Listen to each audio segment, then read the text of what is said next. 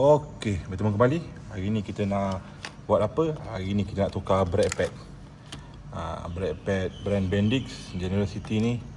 Brake ni makan sikit lah daripada brake yang aftermarket ni. Brake ni dia pun dah keras dah. Okey, kita buka ya.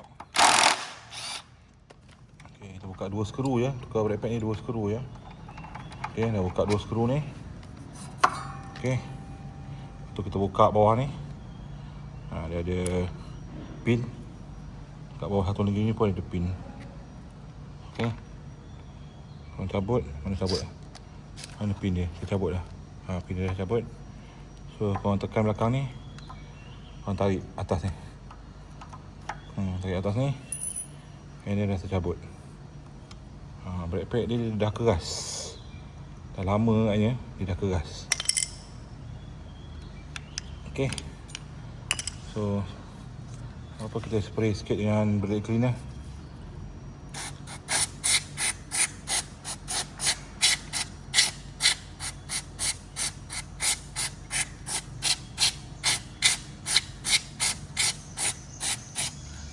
Okay, dah spray. Kita buka brake pad baru. Kita pasang brand Bendix yang saya pakai. Okay, pasang. Yang ni sebelah dalam.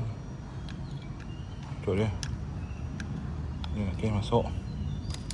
Yang ni belah luar. Okey, masuk atas dulu. And then masuk bawah. Lepas tu korang pasang balik batang ni. Senang je pasang tukar brake LCV6 ni. LCV6, LCV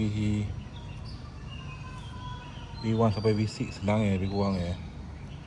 Okay, tekan sikit and then okay, batang dia dah masuk. Lepas tu korang adjust lubang dia. Korang masuk pin dia balik. Pin ni masuk balik. Okay, alright, dah siap. Pin bawah satu lagi, mana pula pin bawah satu lagi? Sekejap saya cari.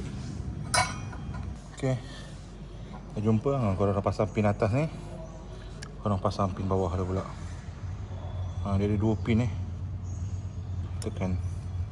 Okay, lepas tu korang masukkan balik brake korang and then korang kunci balik lah. Korang masukkan brake korang and then korang kunci balik.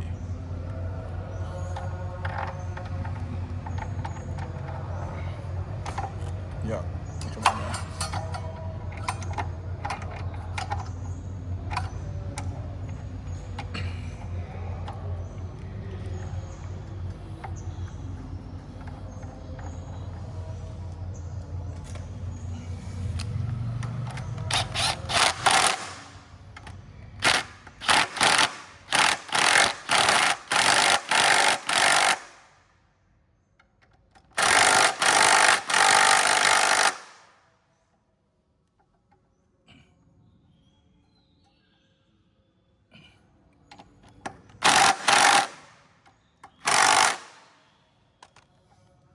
Lepas tu korang try brake lah.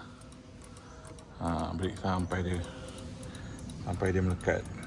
Okay, dah melekat tu dah siap. Macam tu lah cara tukar brake pad LCV6.